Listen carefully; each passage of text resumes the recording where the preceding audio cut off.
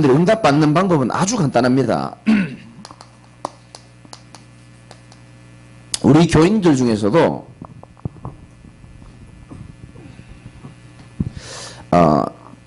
축복받기를 원하는 사람 많거든요.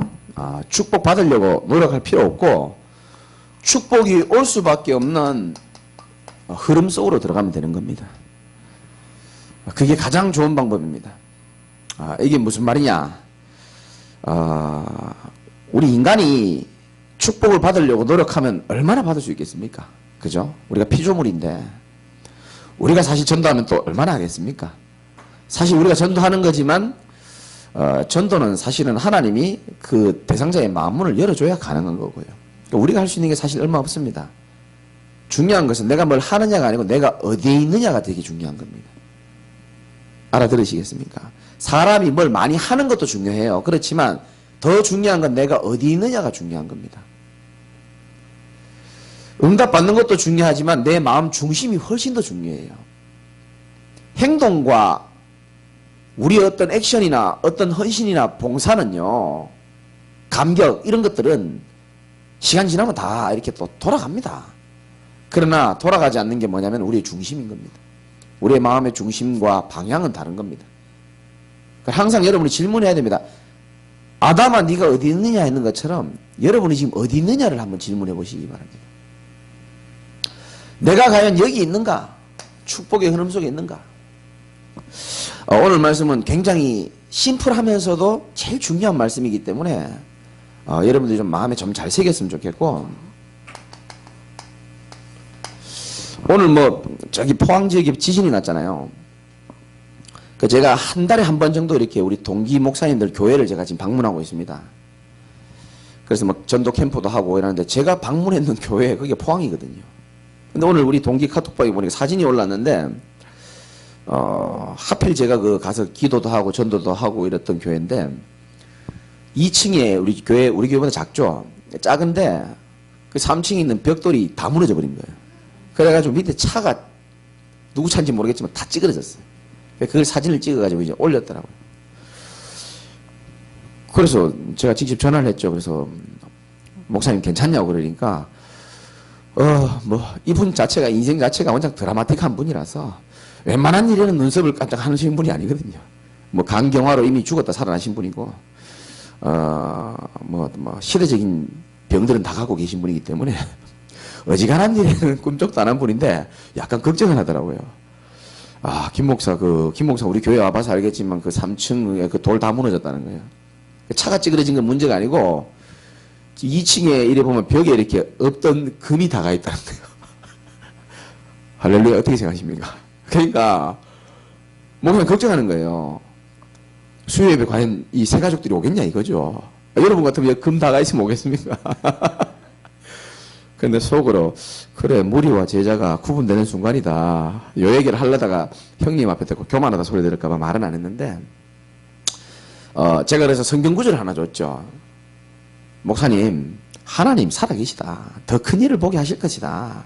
너무 염려하지 마라. 벽돌은 치우면 되고 무너지면 딴 교회 가면 된다. 그러니까 이거 뭐 교회 이거 힘들게 이거 개척하면서 돈 들인 건데 형님 돈 아니지 않냐. 그 노예에서 포항 그 경북노에서 개척하는 교회를 위해서 돈을 계속 모았는데 아무도 개척을 안 하는 거예요. 돈이 4천만 원이 모인 겁니다. 근데 그분이 개척할 때 다 가져간 거거든요.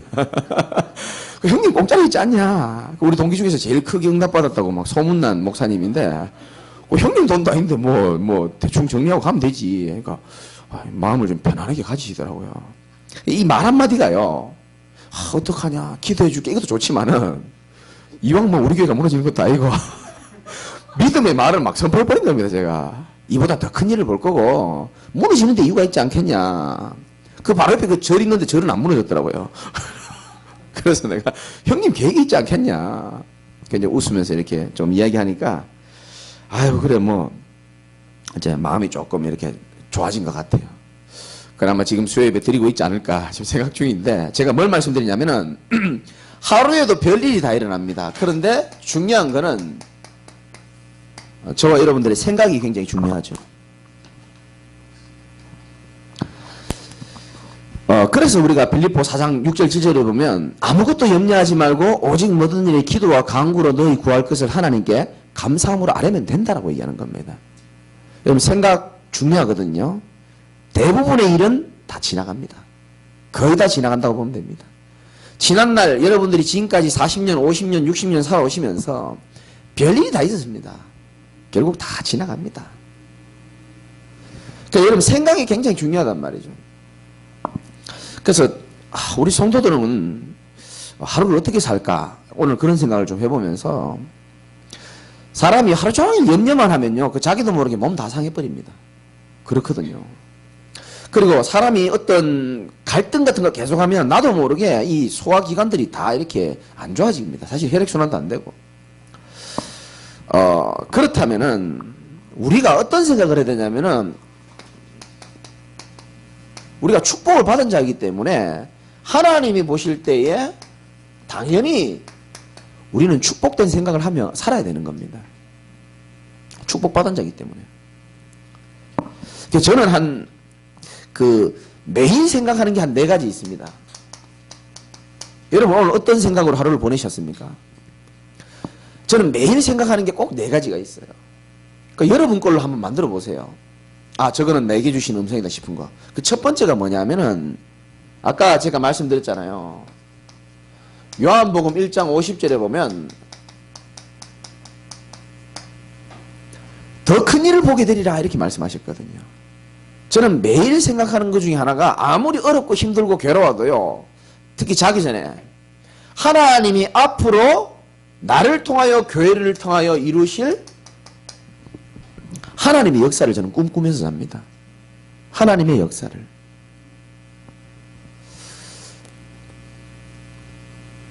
앞으로 제자교회를 통하여 제자들이 막 일어나고 왜 아멘 안 합니까?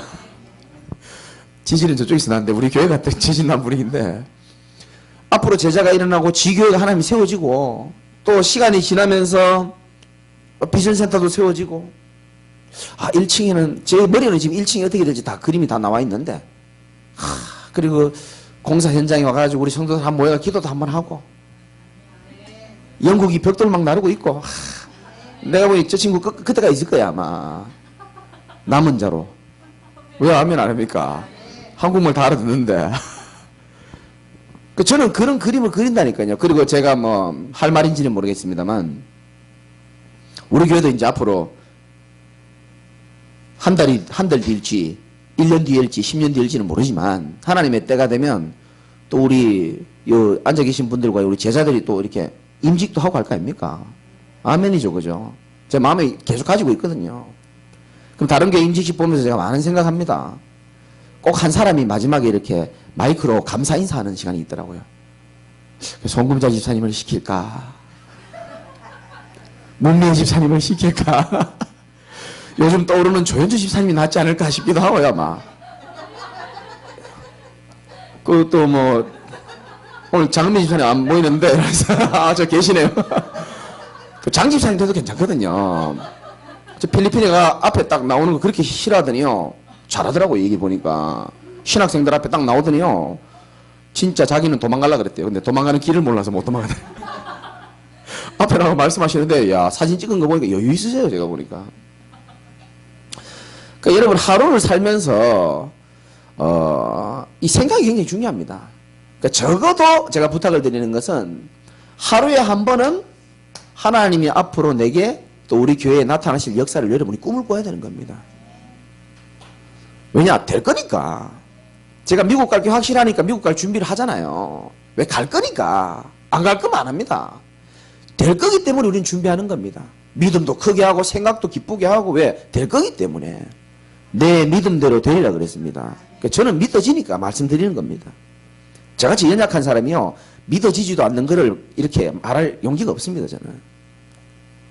더 큰 일을 우리는 매일 구상하는 건데 여러분 개인이 응답받고 가문이 응답받고 우리가 꿈을 꾸고 또 기도하고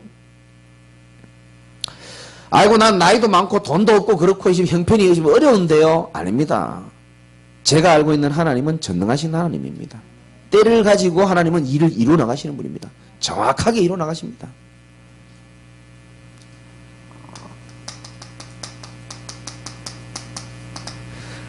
사무엘상 죄송합니다. 7장이죠. 7장 12절에 보면 여호와께서 여기까지 우리를 도우셨다. 에베네셀에 대한 말을 하고 있습니다. 무슨 말이냐면 지금까지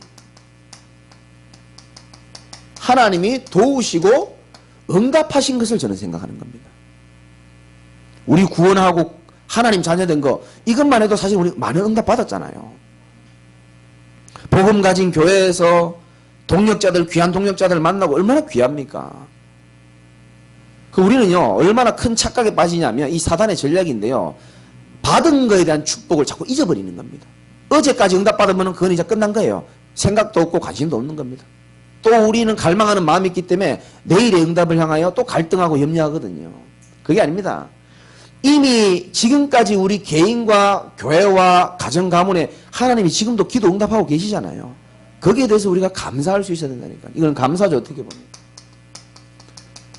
하루에 여러분이 한 번씩은 해야 되는 겁니다.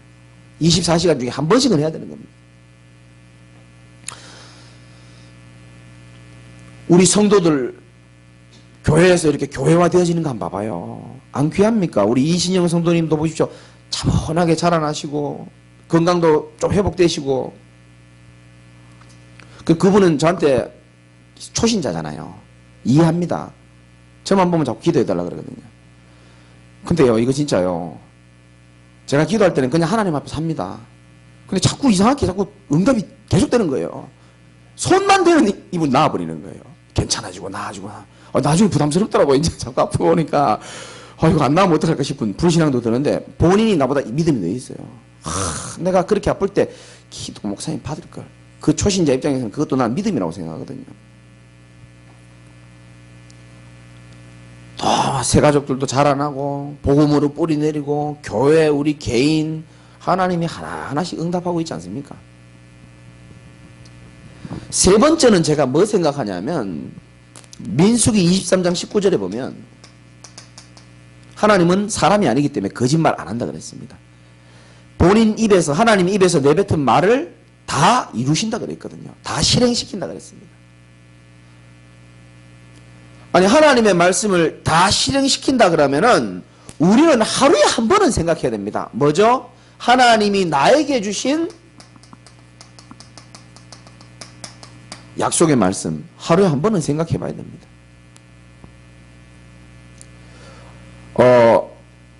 오늘 여러분이 붙잡은 말씀이 있습니까? 그 말씀이 없이 하루를 살아간다는 것은 하루의 말씀이 있고요, 오늘 하루의 말씀이 있습니다. 하나님 나에게 주신 말씀이 있어요. 우리가 기도수첩이나 강단을 통해서 찾고 집회 말씀이나 또 우리 이 말씀을 듣잖아요. 현장에서도. 그리고 또 중요한 게 뭐냐면은 잘 안 되면은 이 한 주의 메시지가 중요합니다. 하나님이 축복하시는 흐름 속으로 아닙니까? 그러니까 이번 한 주간의 모든 일을 저는 그 제목 가지고 해석 다 하는 겁니다. 괜찮다. 하나님의 축복 속으로 축복하시는 흐름 속으로 들어가는 중이다 지금. 저는 그렇게 생각합니다. 그리고 또 하나님께서 우리에게 주신 한 해의 말씀이 있습니다. 늘 붙여놓잖아요. 괜히 붙여놓는 게 아닙니다.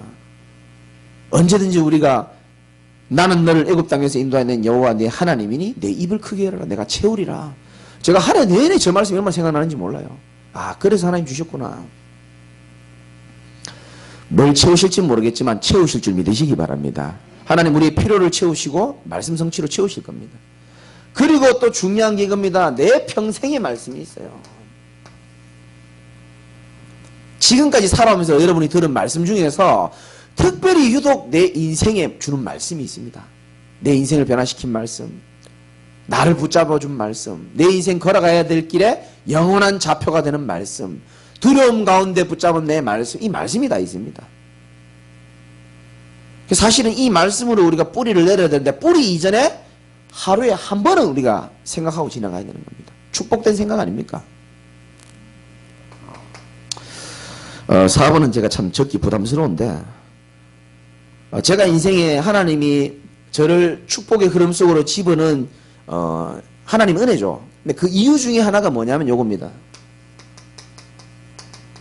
다니엘서 12장 3절입니다. 많은 사람을 옳은 길로 돌아오게 하는 자는 하늘의 별과 같이 빛나게 만들겠다 그랬습니다. 그러니까 여러분이 작은 사역 있잖아요.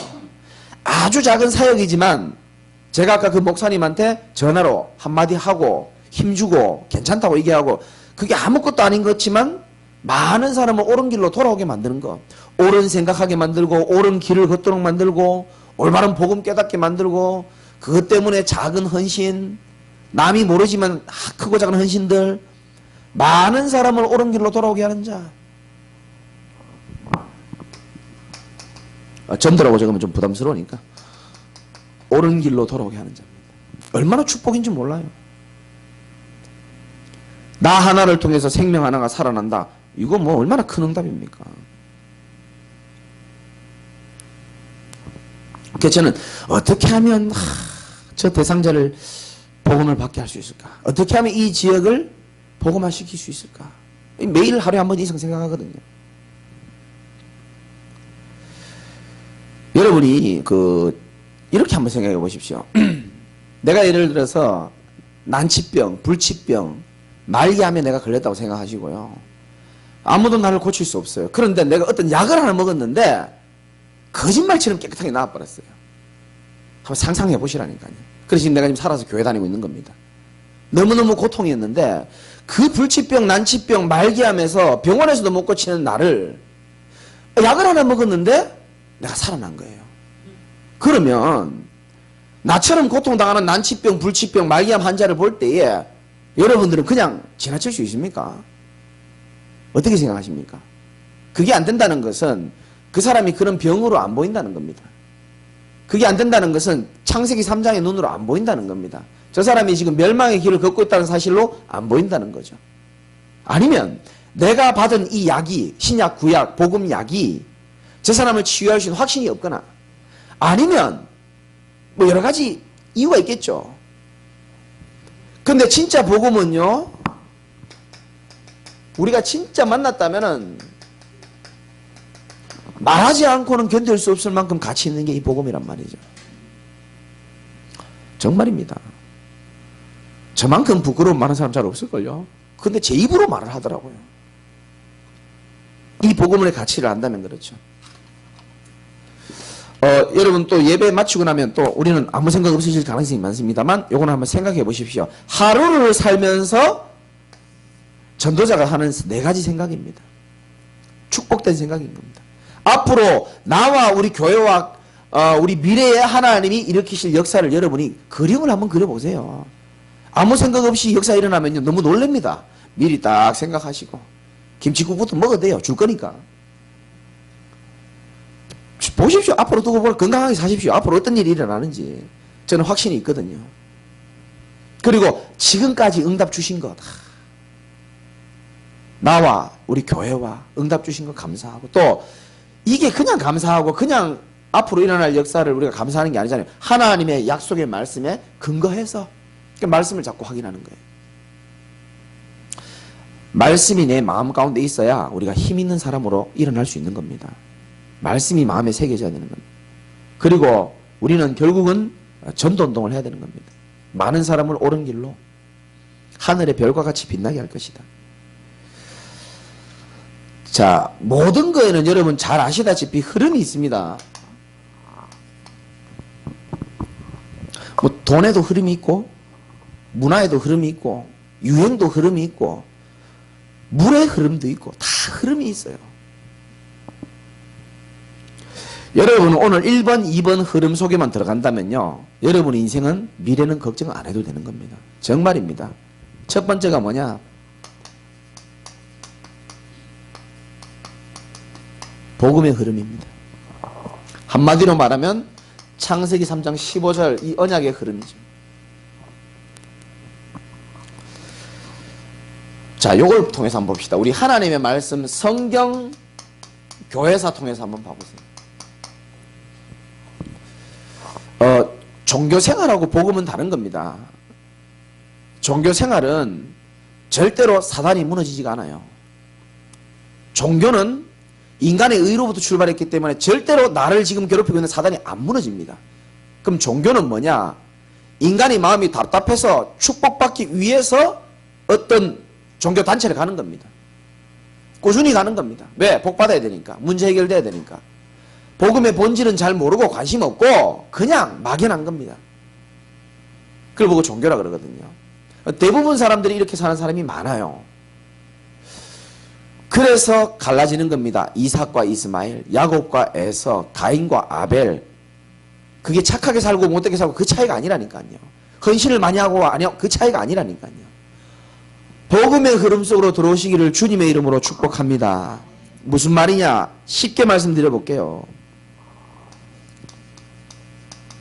하나님의 백성이 노예가 될 수가 없는데 출애굽기에 보면 노예가 됐다 이렇게 말합니다. 노예라는 것은 참 비참한 거죠. 어찌 하나님의 백성이 노예로 살아갑니까? 그런데 이 노예 생활을 완전히 없애는 청산하는 일이 일어났죠. 그게 뭡니까? 유월절 어린 양의 피를 바르고 바로왕의 손에서 빠져나오는 겁니다.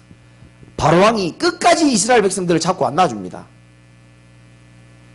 끝까지 타협합니다. 안 보내줍니다. 이 마귀가 독해요. 바로왕은 마귀를 표현하거든요. 10가지 재앙이 일어나는데도요, 정신을 못 차리는 겁니다. 마귀가 포기를 안 합니다, 우리를. 그런데 유월절 어린 양이 피 바를 때에 드디어 바로왕이 끝나는 겁니다. 그리고 홍해를 걷는 겁니다. 홍해는 그 다음이고 일단 피 바르고 나온 겁니다. 그리스도의 피를 바를 때에 재앙이 떠나간다 그랬습니다. 이 말을 알아들으시기 바랍니다. 이래서 유월절 어린 양이 피 앞으로 오실 그리스도 언약을 깨달았는데 400년 만에 해방이 다 된 겁니다. 400년 만에. 얼마나 지긋지긋합니까? 400년 만에 나왔어요. 시간이 흐른 후에, 세월이 흐른 후에 또 희미해진 겁니다. 그래서 포로 전쟁 시대가 일어난 거예요. 포로로 끌려가고요. 왕이 막 눈알 빠져가지고 끌려가고 전쟁 터져가지고요. 고통당하고 기근이 오고 그런 시대가 왔죠. 복음 회복, 복음 잃어버릴 때마다 노예, 포로, 전쟁으로 계속 가는 겁니다. 이게요, 사람이 나빠서가 아니고 복음 회복하지 못할 때 일어나는 일들이거든요. 그런데 이사야 7장 14절에 처녀가 잉태하여 아들을 낳을 것이라 그랬습니다. 왜 처녀가 잉태해야 됩니까? 아담의 후손을 가지고는 절대로 죄 문제, 사단 문제, 하나님 떠나는 문제 해결을 못하거든요. 그래서 동정녀로만 와야 되는 겁니다. 이 복음을 회복한 게 800년 만에 회복된 겁니다. 엄청난 거죠. 또 복음이 희미해집니다. 이게 교회사입니다. 자꾸 반복하는 겁니다. 우리가 뭐 교회 가서 축복받고 응답받고 그 아주 수준 낮은 얘기입니다. 사실은 그 얘기가 아니죠. 이렇게 살아가다가 다시 또 로마의 속국시대가 옵니다. 또 속국시대가 왔어요.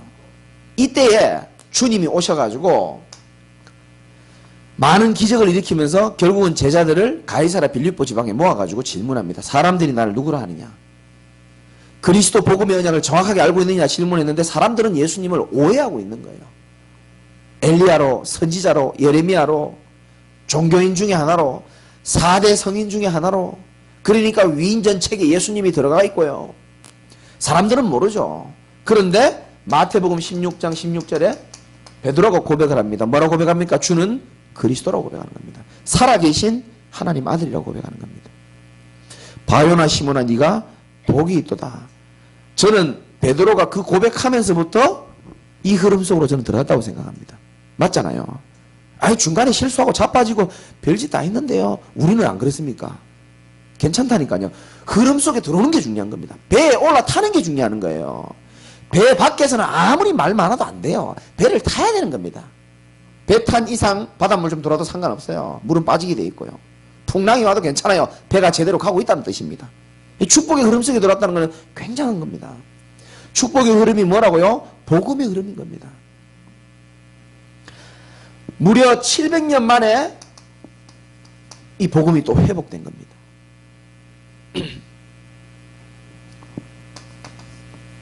그 초대교회 시대에 지금으로부터 이제 한 2000년 전이죠. 이 베드로가 이 고백을 하고 나서 잘 살다가 계속 오직 예수 막 핍박받을 땐 제대로 했어요. 사람들이. 열두 사도가 전부 다 순교했지 않습니까? 다 뭐 이래 죽고 저래 죽고 다 순교하고 막 그 초기에는 너무 뜨거웠어요. 서서히 어떻게 됩니까? 복음의 열정이 식어버리는 겁니다. 그래서 무슨 시대가 왔는지 아십니까? 중세 시대가 온 겁니다. 중세 시대는 인본주의를 극대화한 시대입니다.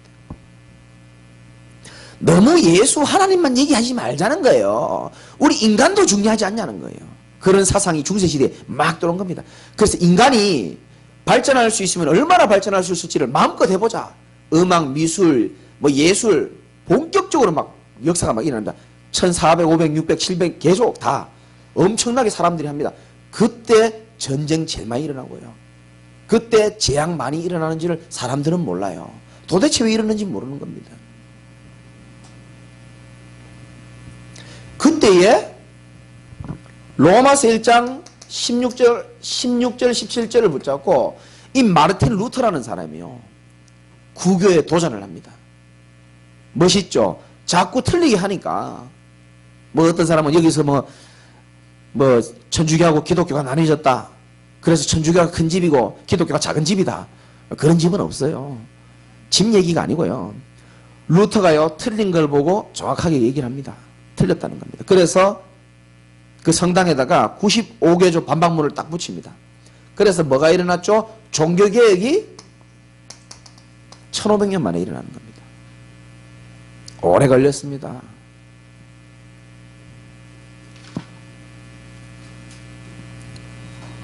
하나님은 루터를 축복하실 수밖에 없습니다. 자, 이제 지금 시대는 어떤 사람은 말세 시대라고 얘기하기도 하고 지금은 종교 통합 시대입니다. 그리고 말세 시대입니다. 지금 일어나는 일들 한번 봐요. 성경에 말세에 일어나는 일들 다 지금 그대로 일어나고 있습니다. 곳곳에 지진과 기근, 재앙, 자녀가 부모를 죽이고 그 성경에 다 나옵니다. 말세 때 일어나는 일입니다. 사람들이 돈을 사랑하고 쾌락 사랑하기를 하나님보다 더 사랑하고 성경에 정확하게 나옵니다. 말세 시대 종교 통합 시대 이건 뭐냐? 모든 종교는 같다는 겁니다. 기독교, 불교 똑같아요. 그래서 저도 뭣도 모르고 지금 스님하고 축구하고 왔지 않습니까? 우리는 하나다. 원불교 친하게 지내자. 좋은 말 아닙니까? 그래 예배 드릴 때 막 뭐 제사도 지내고 막 이상하게 막 지금 막 썩대가지고요. 뭐만 없애느냐? 그리스도의 유일성, 오직 복음만 희미하게 만드는 거죠. 이런 시대에 사도행전 1장 1절 오직 예수만 그리스도고 오직 예수에게만 구원이 있다. 이걸 말하는 이 복음운동을 회복하는 이 운동에 저와 여러분들이 얻어 걸린 겁니다. 어떻게 보면은 낚시로 말하면 대충 던졌는데 이게 얻어 걸린 겁니다. 이게 지금 이게 완전 주의 은혜인 겁니다. 내가 아무리 걸리려고 노력해도 안 되는 거를 하나님이 우리를 잡아당겨 주시는 거예요. 어디에서 우상의 흐름에서 건져주시고 평생 종교생활하다 가야 될 우리 인생을 하나님 건져주시고 무슨 말입니까? 한마디로 말하면 이 복음, 잃어버린 복음을 회복하는 흐름에 우리가 지금 서 있다는 겁니다. 그 물줄기에 지금 우리가 가고 있는 겁니다. 배 타고. 누가 운전합니까? 그리스도가 주인 돼가지고 운전하고요. 선장이 돼가지고. 우리는 배 안에서 그냥 누리면서 가는 겁니다. 어떻게? 이 네 가지 생각하면서. 아시겠습니까? 이게 복음을 누리는 거예요. 종교개혁 500주년 아닙니까? 루터가 종교개혁 한지 한 500년 됐지 않습니까? 다시 이제 복음운동을 회복하는 겁니다. 저도 뭐 책을 많이 읽어보진 않았지만 중세시대의 루터와 뭐 칼빈 이런 사람들이 책 쓴 것 쪽 보고요. 지금 우리 복음의 내용을 보면요. 야 진짜 우리가 축복을 받았다 이런 생각 많이 합니다. 제가. 자, 우리가 성경 공부하자는 말이 아니고 이런 전 세계 전체 교회사의 성경의 흐름 속에서 하나님이 세운 교회가 제자교회인 줄 믿으시기 바랍니다. 이건 뭐 우리 교회가 최고다 이 말이 아니고 하나님이 세우신 교회입니다. 20m 도로에 교회가 40개입니다. 위험한 가운데 운전하면서 제가 다 세웠다니까. 하나, 둘, 셋, 넷, 다 세웠어요. 40개더라고요. 그럼 이 골목에는 없습니까? 영국이 집 앞에 독산동 교회 있고 다 있습니다. 문 닫은 우리 교회도 있고 다 있습니다. 많아요 여기에. 희원이한테 들었어요. 교회가 어디 있다 다 얘기해 주더라고요. 그 교회 목사님이 어떻다 다 얘기해 주더라고요. 시대적인 교회죠. 그죠?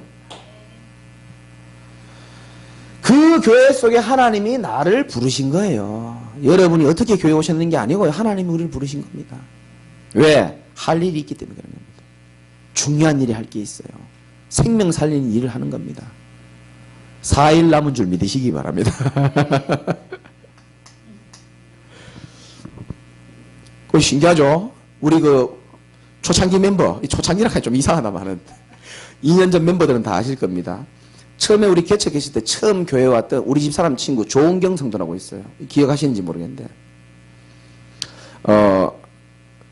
한 번 나올 때 두세 번 나오고 한 6개월씩 안 나오고 이러시거든요. 근데 요번에 좀 길어요. 오늘 전화 왔다니까요. 갑자기 교회가 가고 싶다는 거예요. 이야, 참 별일이 다 있죠. 갑자기 교회가 좀 가고 싶다. 놀라운 것은 그 애 이쁘잖아요. 민석이라는 애가 이제 7살인가 그래요. 그놈이 기도도 잘하고 얼마나 예배 잘 됩니까? 부모를 참 잘못 참. 내가 그런다니까요. 대놓고 아버지 엄마한테 참 부모를 참 잘못 만났다. 니는 이렇게 예배 드리는 게 좋은데 엄마 아빠가 교회를 안 가니까. 이제 우리 신뢰관계가 있으니까 그런 농담도 하고 그러는데 그 아이가요.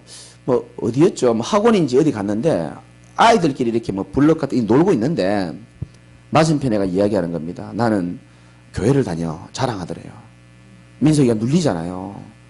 7살 된 아이가. 왜냐하면 엄마 아버지 때문에 교회를 못 가고 있으니까. 제가 교회 다닌다고 막 자랑하니까 우리 민석이 7살인데 뭐라 하냐면은 나도 어릴 땐 교회 다녔었어요.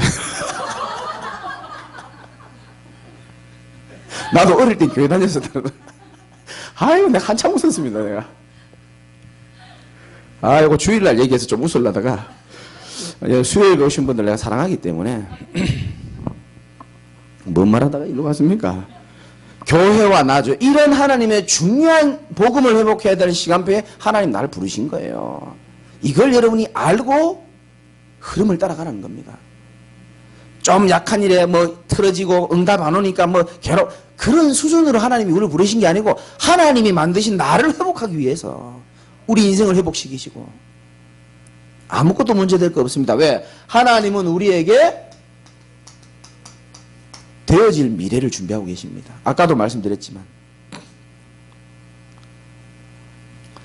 성경을 근거로 말씀드릴게요. 마태복음 24장 14절 이 천국 복음이 온 세상에 전파되어야 그제야 끝이 온다 그랬습니다.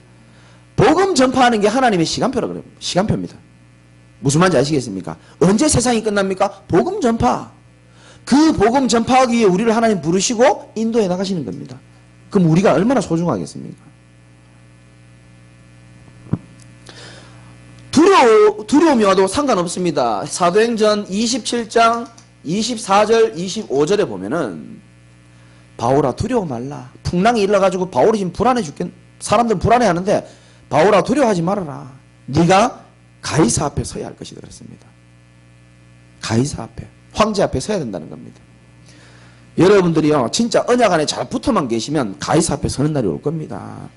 저는 지금의 가이사가 나는 미국이라고 생각합니다. 미국을 통해서 유럽 복음화도 하기가 제일 쉽고 사실은 세계 복음화하기가 제일 쉬워요. 그쪽을 통해서. 되어질 미래죠. 하나님은 전도자 중심으로 위기가 와도 하나님은 위기에서 건져내실 뿐만 아니고 예레미야 33장 1절에서 3절을 보면 일을 행하시는 여호와 그것을 지어 성취하는 여호와 여호와라는 이름을 가진 네가 이르노라 너는 내게 부르짖으라 내가 네게 응답하겠고 네가 알지도 못하는 크고 은밀한 일을 내게 보여주시겠다고 약속하시는 겁니다. 복음의 흐름 속에 저와 여러분들이 다 있는 줄 아시기 바라고 있으시기 바랍니다. 조금 알아들으시겠습니까? 우리가 교회 와가지고 좀 이렇게 은혜 받고 응답 받고 오늘은 은혜가 안 되고 오늘은 은혜가 되고 말씀이 길고 그게 아니라니까요. 진짜 이 어마어마한 흐름 속에 우리가 다 이게 어디 걸린 겁니다. 얼마나 오래 살지는 모르지만 복음의 흐름 속에 내가 있는 것 그게 제일 중요하고요. 목사님 아무리 뜨겁게 열심히 설교를 해도 나는 뭔가 이게 좀 복잡하게 안 됩니다 라고 생각하는 분들은 두 번째 흐름입니다. 집중의 흐름으로 들어가면 됩니다.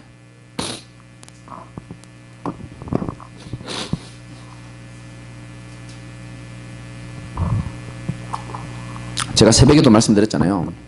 복음은 절대로 변하지 않는 인간의 운명, 창세기 3장 문제를 바꿀 수 있고, 집중은, 복음 안에서 집중은 절대로 변하지 않는 내 삶을 유일하게 바꿀 수 있는 길이라고 저는 생각합니다.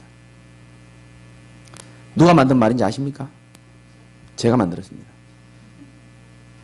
나중에 RUTC TV 할 때 내가 이렇게 인터뷰할 때 하려고 지금 다 맘먹고 있습니다. 그래서 유 목사님 눈에도 좀 이렇게 띄고 이제 저 자식 저거 누구지? 속으로. 아, 다시 한번 해주라고요? 집에 가 다시 한번 보면 되지 않습니까? 복음은 절대로 인간이 바꿀 수 없는 운명을 바꾸고요. 복음 안에서 이 집중은 절대로 바뀌지 않는 나의 삶을 바꿀 수 있는 유일한 길인 겁니다. 제가 증인입니다, 이거는. 그래서 아마 뭐 내년도에는 뭐 제3 RUTC 말씀을 하시지만 아마 이 단어는 계속 따라갈 겁니다. 제가 볼 땐 그렇습니다. 지금은 사람들이 지금 내가 메시지 설명하면서 말씀을 한번 드려볼게요. 제가 새벽에 오늘 말씀드렸죠. 하나님 말씀보다 중요한 게 있습니다. 아니, 목사님 하나님 말씀보다 중요한 게 어디 있습니까? 전도보다 더 중요한 게 있습니다. 그게 뭐냐면은 살아계신 하나님이 지금 나와 함께 하시는 겁니다. 이게 제일 중요합니다. 이건 사실입니다. 살아계신 하나님이 지금도 나와 함께 계십니다. 기쁠 때도 슬플 때도 낙심했을 때도 내 감정과 전혀 상관없이 전능하신 하나님은 나와 함께 계시는 줄 믿으시기 바랍니다. 정확합니다. 임마누엘이라고 그러죠. 불신자는 이해할 수 없지만 우리는 이해합니다. 집중의 축복 속에서 이 임마누엘의 힘을 얻는데 성경에는 이 힘이 얼마나 대단하다고 나와 있느냐. 창세기 39장 2절에 보면 여호와께서 요셉과 함께 하심으로 요셉이 노예가 되어도 형통한 자가 되었다 그랬습니다. 무슨 말입니까? 하나님이 나와 함께 하시면은 노예가 된 환경 가운데서도 이길 수 있는 줄 믿으시기 바랍니다. 이게 하나님 주신 힘의 특징입니다. 성령 충만이죠. 영적 서밋이죠.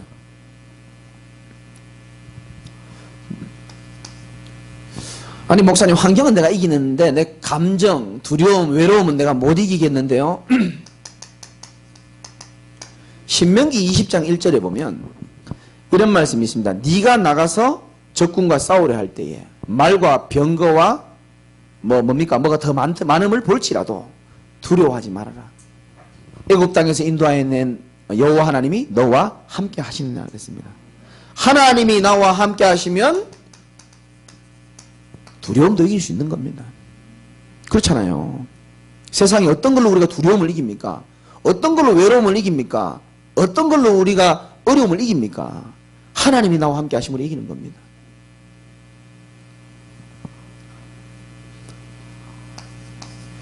그래도 목사님 이 갈등 이런 거는 못 이기겠습니다. 다윗을 일평생 죽이려고 했던 사울왕 앞에서 다윗은 이렇게 고백합니다. 가장 힘들 때, 사울왕도 마찬가지고 자식에게 죽임을 당하려고 했을 때 가장 힘들 때에 여호와가 나의 목자다 그랬습니다. 부족할 게 없다 그랬습니다. 뭐가 부족하냐는 겁니다. 내게 부족함이 없으리로다. 모든 갈등을 이길 수 있는 힘이 임마누엘 속에 있는 줄 믿으시기 바랍니다. 그 성도들이 제일 신앙생활 잘하는 사람들이 임마누엘의 축복을 잘 알고 소중하게 생각하는 사람입니다. 이 맛을 본 사람입니다. 이 맛을 본 사람은 어려움이 올 때 임마누엘 찾습니다. 돌아가려고 하는 그게 있다니까요.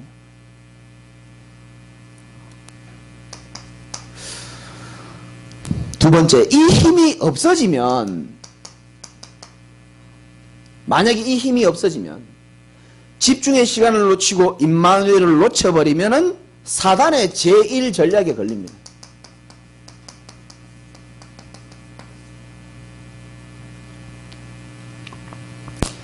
여러분, 힘이 없어진다는 것은 한마디로 말하면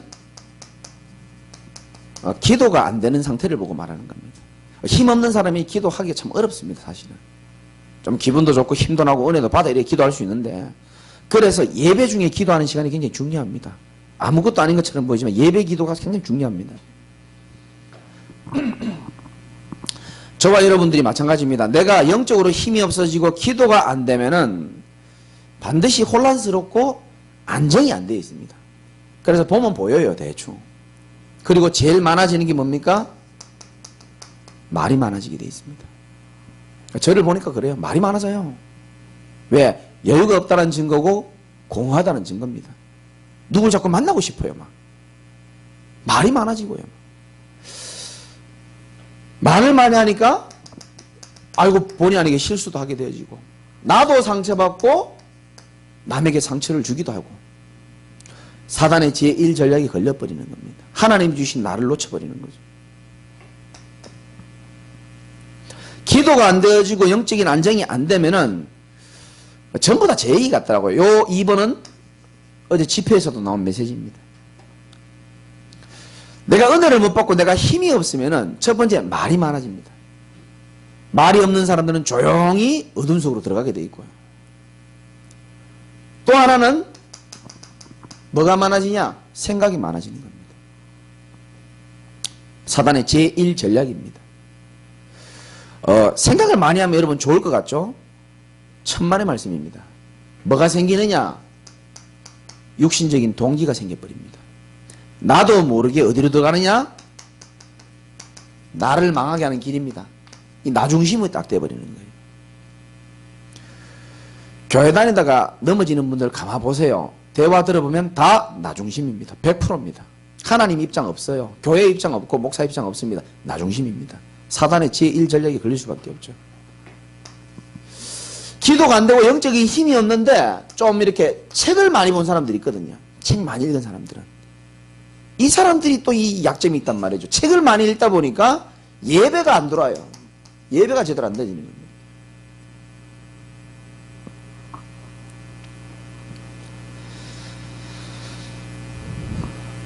그리고 어디로 가냐면은 나도 모르게요. 자꾸 다른 길로 빠져들게 되는 겁니다. 이게 내가 힘이 없을 때 나타나는 증상입니다. 여러분, 다른 길로 빠져든다는 거는 우리 제자들은 꼭 아셔야 되는 겁니다. 사람이요, 여러분 경험이 있을 겁니다. 이 참 사람이 신기한 게요. 저도 한번 연구해보고 싶은데, 여러분이 요즘 뭐에 빠져있는 거 없습니까? 나도 모르게. 이상하죠. 한번 맛을 보고 손대면요, 계속 그 시간과 마음과 몸이 그걸로 가게 돼 있어요. 술이 그렇거든요. 나보다 좋다가 아니고요. 먹다 보면 계속 생각납니다. 내일 생각나고 이틀 지나면 또 생각납니다. 그게 좋다 나쁘다 이 말이 아니고 생각 계속 납니다. 게임도 그렇고요. 하다 보면 계속 생각나요. 오랜만에 추석에 가가지고 하트 한번 쳐도요, 고향에서 돌아오는 길에 보면요, 차 앞에 보는 숫자 보면요, 그 숫자 보는 그게 좀 틀려요, 느낌이.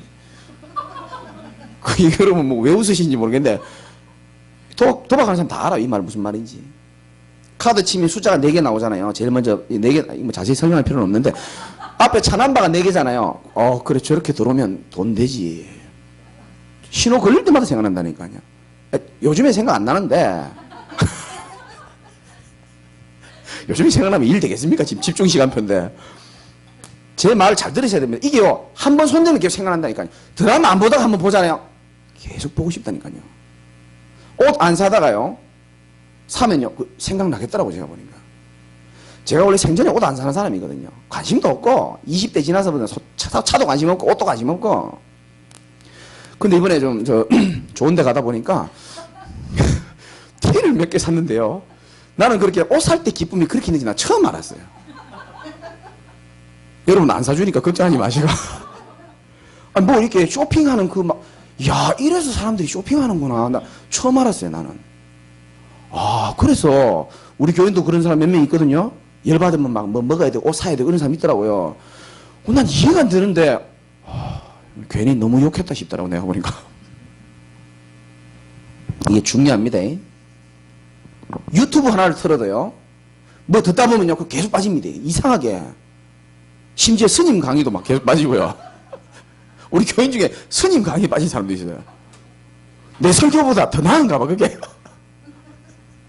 농담이고요. 제 말 잘 이해된다니까. 이 영적 상태와 관련된 얘기입니다. 뭐 하나 손대면요. 이게 계속 간다니까요, 이게. 진짜입니다. 근데 뭔지는 자세히 얘기 못하겠고요. 이상하게요. 세상 것들은 다 그래요. 뭐 나쁘다가 아니고요. 하나 손대면요. 그 계속 생각나고 계속 갑니다. 이상하게. 네이버에 보면 중고나라라고 있거든요. 그거 한번 옷 두 번 팔다 보면요. 그거 재밌거든요. 그거 계속 빠진다니까요. 집에 다 털어가지고 팔고요. 계속 빠집니다. 나쁘단 말이 아니고요. 다른 길로 빠지게 되어 있습니다. 그게 왜 그러냐? 내가 이 시간표를 놓칠 때 그러는 겁니다. 그래서 집중이 여러분 얼마나 중요한지를 깨닫는 오늘 하루가 되시길 바랍니다. 중요합니다. 집중. 지금까지 잘 하신 분도 계시고 뭐 그 전부터 하신 분도 계시지만 제가 집중을 하니까 제일 응답을 많이 받았어요. 사실은. 그거는 저 뒤에 계신 우리 아주머니 한 분이 알고 계시고 정말 제가 응답 많이 받았어요. 오해하지 마시고요. 저는요, 이 옆에 우리 옛날 돌아가신 아버지 닮아가지고 이쪽으로 막 새치가 많이 나요, 사실은. 오늘도 우리 가족들이 얘기했더니 다 뽑았거든요. 근데 집중하고부터 그게 안 나더라고요, 내가요. 아니, 그 흰머리 나는 분들은 오해하지 마시고, 저는 그렇더라고요, 저는. 몸도 가벼워지고요. 사람 만나도 힘나고요. 아니, 왜냐하면은, 전에는 바쁘다 보면은 막 그냥 잠잘 때 있잖아요. 자기 전에 반드시 내가 말씀을 듣고 자는 집중을 어쩔 수 없이 하나님 앞에 내가 가지니까 이상하게 나도 모르게요. 영적으로 굉장히 맑아지더라고요. 그래서 우리 안장로님이 올리는 그 기도수첩 여러분들이 좀 할 수 있는 만큼 실천하시기 바라고요. 아니면은 요 유튜브 또 올라가잖아요. 또 한 번 더 들어보세요. 주일 강단도 들어보시고. 다른 길 이거는 여러분이 꼭 기억해야 됩니다. 이상하게 다른 길로 한 번 손대면 계속 갑니다. 요게 사단의 제1 전략입니다. 내가 도대체 얼마나 축복받은지를 놓쳐버리게 만드는 겁니다. 마귀는 우리를 지옥에 보낼 수는 없거든요. 마귀는 내 안에 있는 그리스도를 이길 수가 없어요. 그걸 잘 알고 있습니다. 그렇기 때문에 제일 많이 하는 게 우리의 시간을 뺏는 겁니다. 시간을 다 뺏어버리는 거예요. 시간을 쾌락에 빠지게 하든지 염려에 빠지게 하든지 딴 생각에 빠지게 하든지 이 축복 못 누리도록 어마어마한 하나님이 되어질 미래가 있는데 그건 놓치도록 만드는 겁니다. 속지 않으시기를 주님의 이름으로 축복합니다. 그래서 오늘 밤부터 또다시 시작하면 됩니다. 참된 집중.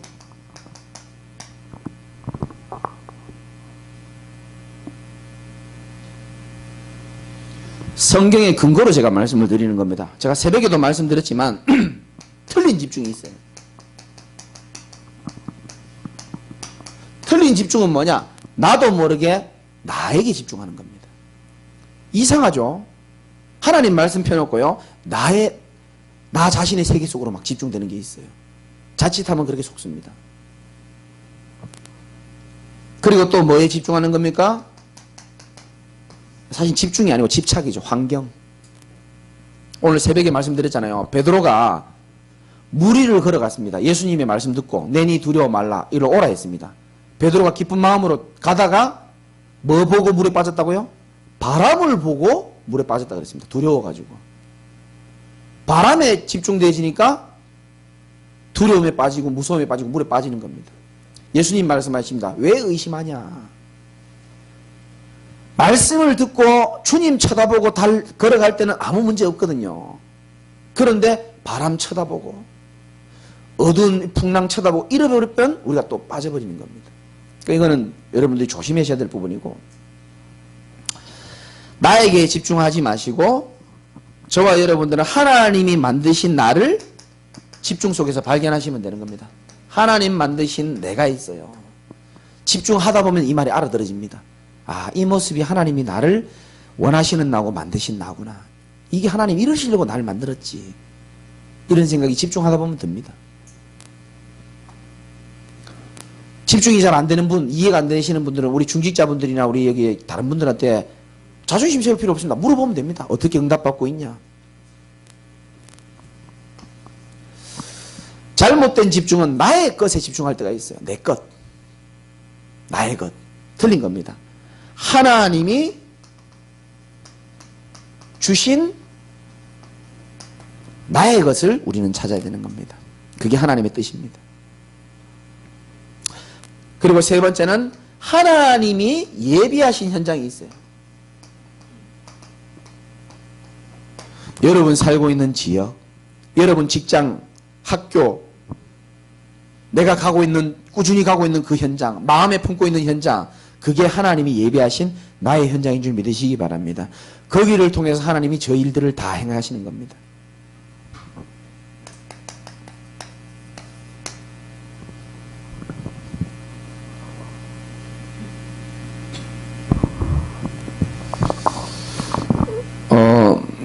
우리가 이번 주일날 새생명 초청주일입니다.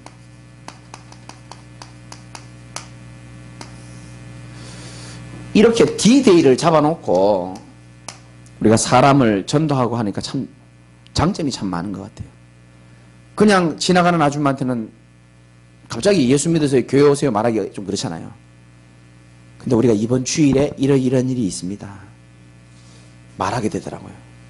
우리 위층 아줌마한테도 제가 평상시에는 그냥 인사하고 나가는데 이번 주에는 제가 초대장을 드리면서, 왜냐하면 우리 그 놀이터에서 전도할 때 우리 그 아주머니가 늘 전도지를 오래 보고 계시더라고요. 우리 위층 아줌마거든요, 사실. 근데 제가 딱 드렸죠.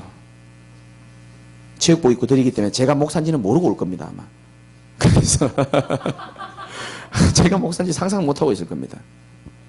그러니까 내가 딱 드리면서 저희 교회가 저기 있습니다. 그러니까 어디냐고 물어보더라고요. 요 도로 끝에 있다고. 빵집이 유명하잖아요. 이게 또 하나님 계획 같아요. 인상은 좀 마음에 안 들지만 주인이 친절하진 않지만 하나님 계획 같아. 이 빵집 얘기는 다 알아. 3층에 있다니까. 그래요. 그래 내가 어머니 오시면 선물도 준비되어 있고 그러니까 그런 거는 필요 없고 괜찮아요. 그래요. 한번 진지하게 한번 생각해 보겠습니다. 이렇게 얘기하더라고요. D-Day가 있으니까.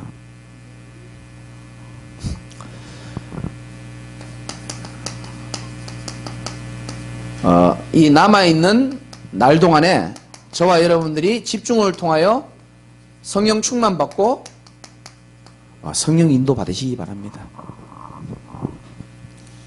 초대장이 처음에 굉장히 많이 모자랄 줄 알았는데 생각보다 좀 남았네요.